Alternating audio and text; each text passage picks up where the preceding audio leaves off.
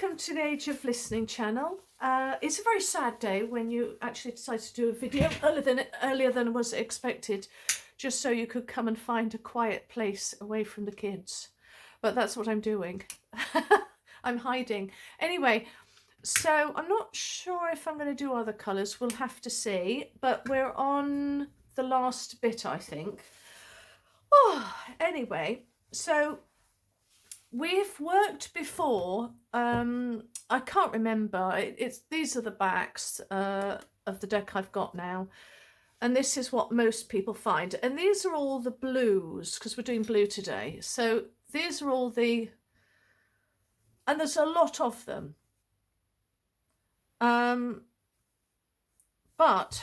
what I wanted to show you was that you can see here that there is an inordinate amount of varying blues. Do they mean something? Do they not? But in the original Rider-Waite Smith deck done by Pamela Colman Smith, you have to go by that. Now, can you see the difference straight away? Now, these are a fade of green. I just want you to ignore that for the time being. But if you concentrate, because this is based on the original Colman Smith Rider-Waite, there's not much variation. But the good thing about the Centennial Pamela Colman Smith deck, also there's a few companies that base it on the, oh gosh, what's it called now? I've got a piece of paper here. 1909. What you need to look out for is the 1909 edition. But anyway, so I thought even though it's sort of green, I thought we would concentrate on those because you'll kind of get the gist of what I'm talking about. So when she did her drawings, the colour was very base. And I'm going to organise it now and come straight back to you. Right, back again, a bit of order. So let's then have a look. So what we have is them in some sort of order. So it shouldn't surprise you then that in the major arcana, we have the High Priestess, the Hermit, the Wheel of Fortune, Star, Moon, Sun, and the World card as all blue backgrounds. So, yeah, I'll go into what it means in a sec, but just take that in. Out of all the major arcanas, which there are 21, we only have here 7 that have blue backgrounds. And it doesn't surprise me in the least that you have the Star, the Moon, the Sun, and the World. Yellow and blue, I know they're green, remember, imagine they're blue. But when you have the Star, which receives, this is the hard work that goes into the understanding. It's a blessing because it's got yods. So it's a blessing that's being given to you in order to go through the towers, in order to go through the gates. One must go through the underbelly, the dark side, but also the deep esoteric in order to come into the sun. And then you've got the end of cycle. So in the secret, establishments, they were constantly going through this, going through these 4 over and over again, going up to different levels. And if I go to my notes, so the blue is often found in the first blue lodges. I think they're called the blue lodges. And the first 3 levels, blue here means special, sacred, wisdom, and perfection. And when it comes to the initiate card, that's one of my favourites. When you go and look at by the way, my notes are like this. Anyway, so when you look through the initiates and turning away from old knowledge and moving forward into new knowledge that is supposed to progress you to a higher form of being and give you ultimate power. They are learning in that time the sacred and the wisdom and the perfection, and that's why it's blue. And so it shouldn't surprise you that when you get the card of contentment, which is stuck out to me, because this card, I struggled with it for a long time until I understood colour, symbology. In that, yes, the contentment through the power that he has, the power of his brain, you know, he's kind of, he's got the red hat on, so he sat there contented, but he's used his own power, his independent power. And he has created, with the yellow of manifestational abilities, God-given abilities, he's used to create the cups of water, of earthly experiences of joy, amongst 100 other things. And they are rested and seated on top of a blue tablecloth. And it was at that point I got the card. It was like, the heavens opened and everything else. So let's look at what blue also means for these societies, because it's not just about spiritual, and it's not just about spiritual evil that they know. They know a lot of hidden knowledge that was given to, that's been passed down, that they don't give to us, about manifesting and understanding the sort of holographic universe that we live in. But this is also, where was I going? Oh my goodness, I went off on one. But it's also that, you know, thousands of years ago, they were given information about the world, history, and everything else. But they were given it in, or rather, they encased it in symbology, so that the everyday people wouldn't get it if it was pushed in front of their faces. And so it was encased in a myth. And so what we have to do is the opposite. We have to unpack the myth and actually realise that there's factual information there.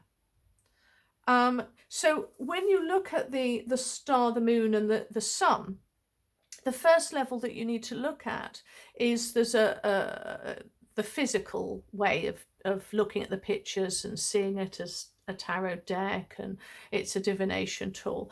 The second sort of level is understanding that it's a spiritual, it's showing spiritual things, so of the initiate, you know. So you go from the high priestess of going within to your own intuition, and then you begin to use your intuition.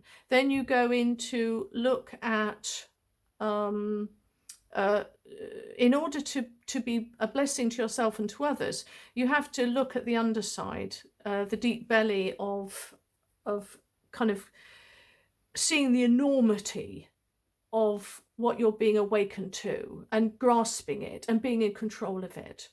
And then we have the sun, where you have that spiritual freedom, which of course changes everything. And we have that rebirth.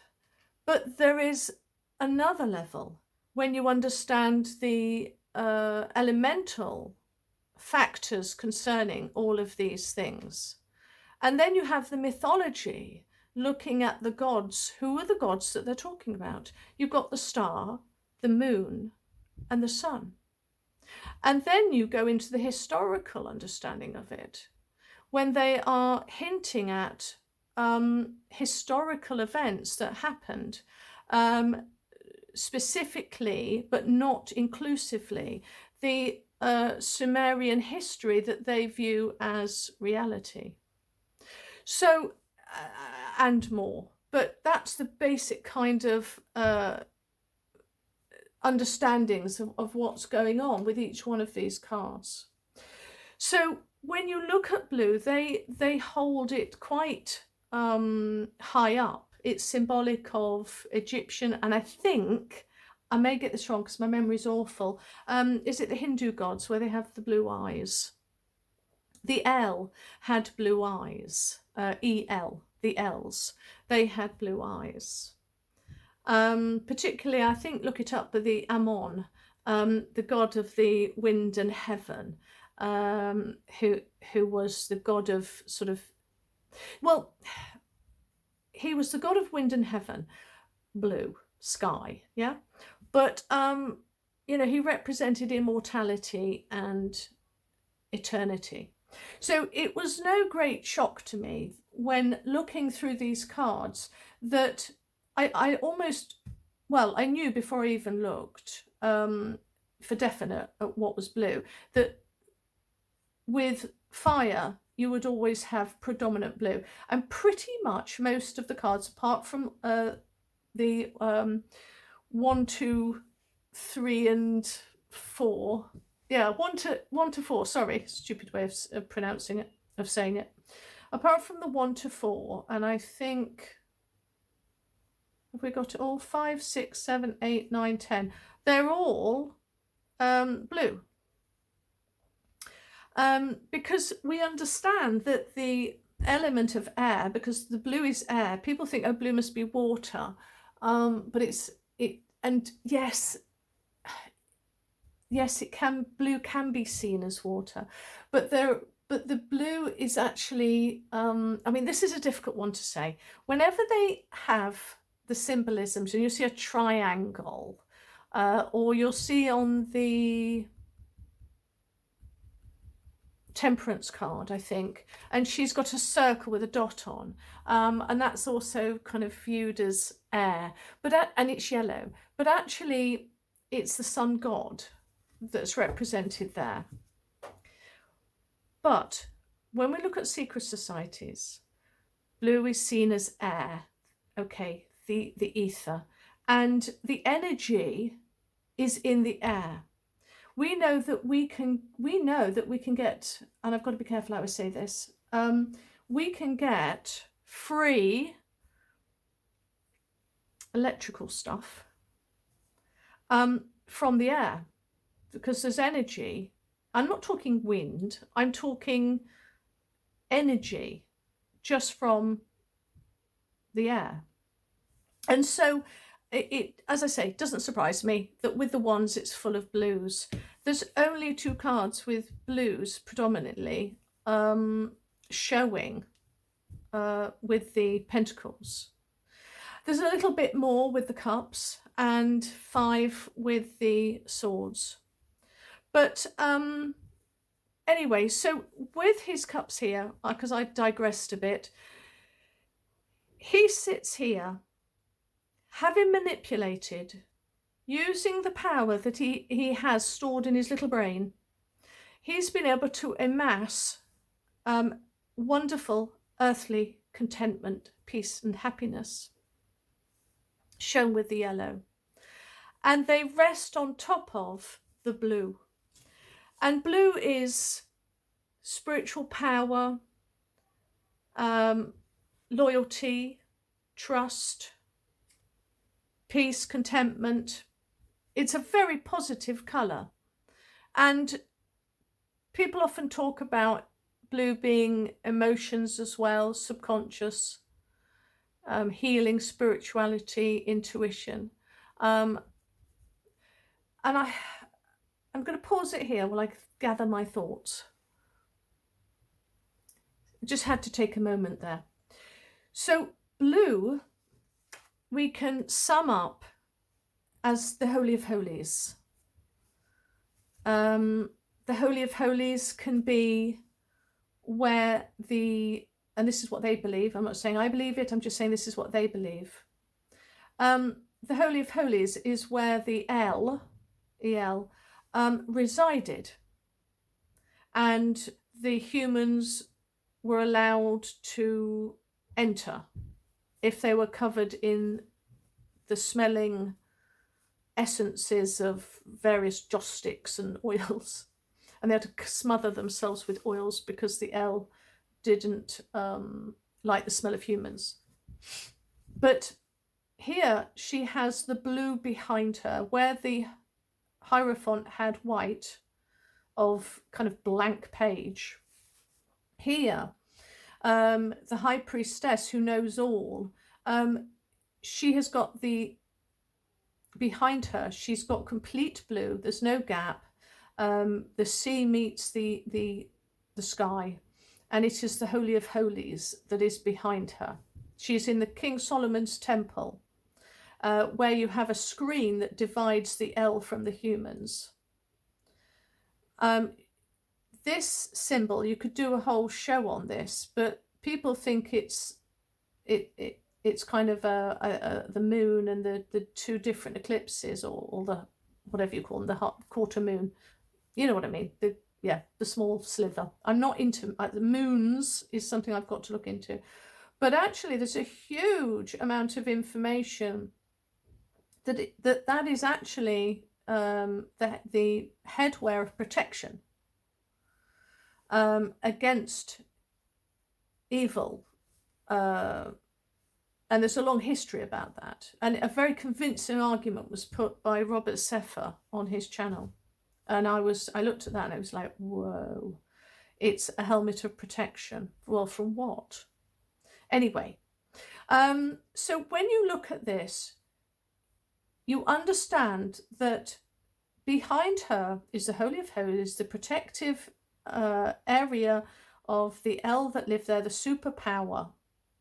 And when you look, therefore, at the rest of the cards that have the blue background, we're seeing incredible cards of supreme power, highlighted with the yellow of the gods.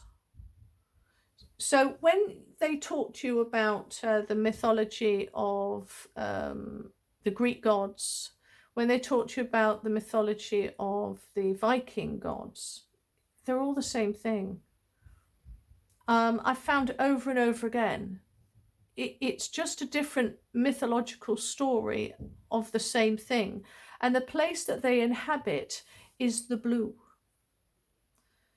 And that's why when you look at some of these cards, particularly, you know, I've always said nines are the attainment of spirituality. They're blue. If you look at the any of these decks, generally, the representations of Pamela Coleman Smith, she's put them as blue, silvery white blue. And she does that to say to you, to hint to you, that these,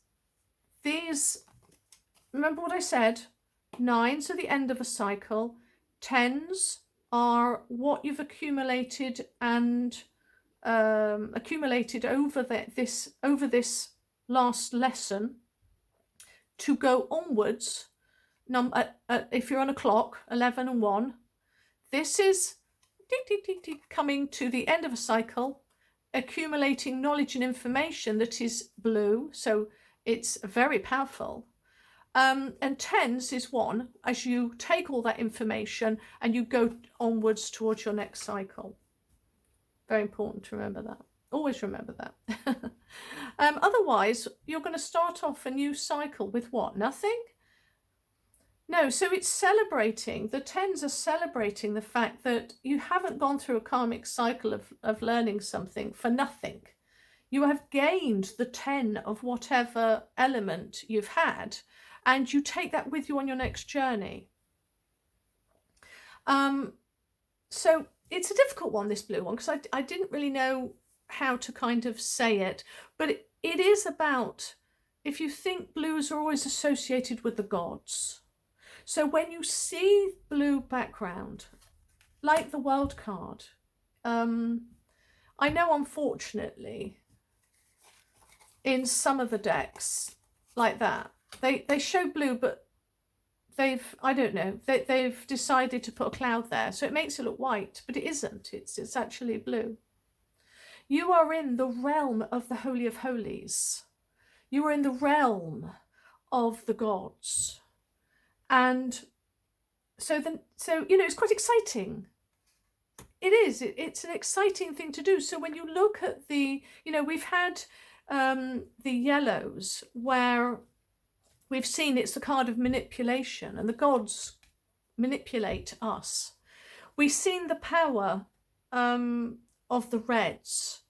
We've looked at the whites as order, neutrality, and the blank canvas, of which we're to look at the white backgrounds as it's just a given. Don't look too deeply into it. It is what it is. And the black of formality and structure, and it cannot be ignored. It is what it is. This person has learnt complete clarity. It is what it is. So now when you look at the blues, hopefully you'll be able to go, God is on their side. With the energy, God is on the side of creating, using the element of fire. We can see with the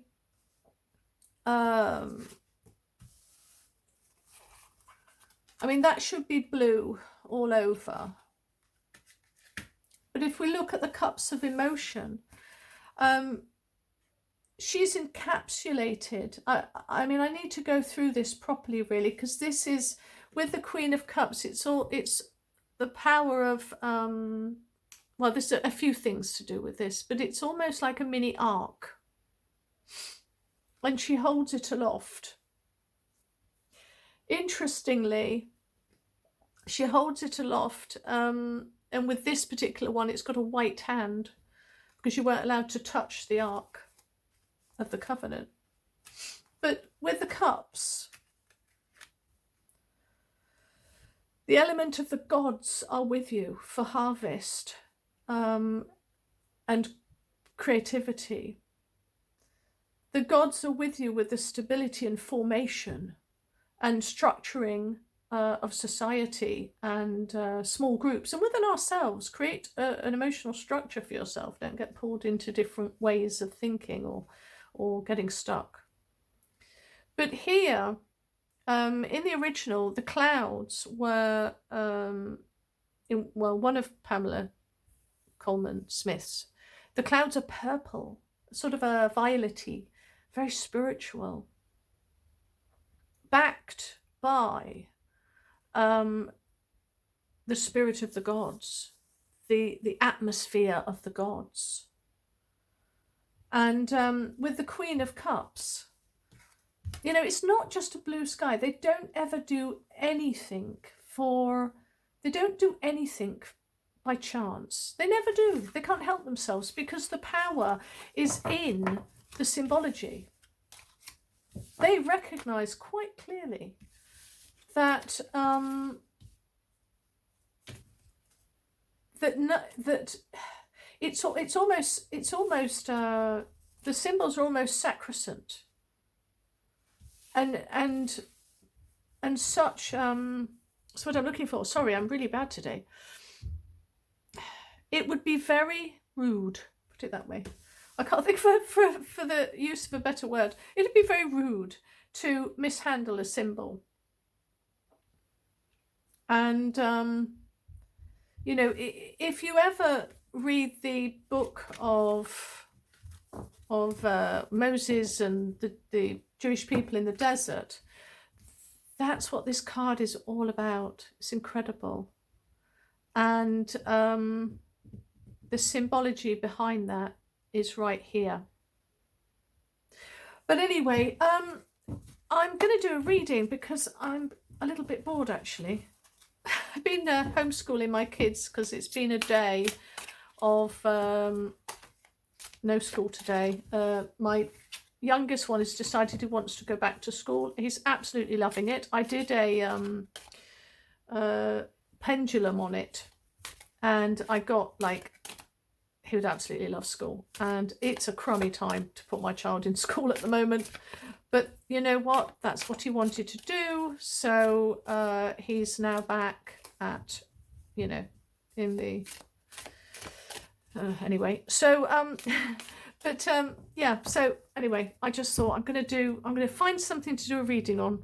But I hope you really enjoyed that. It's something you've got to dwell on with the blues.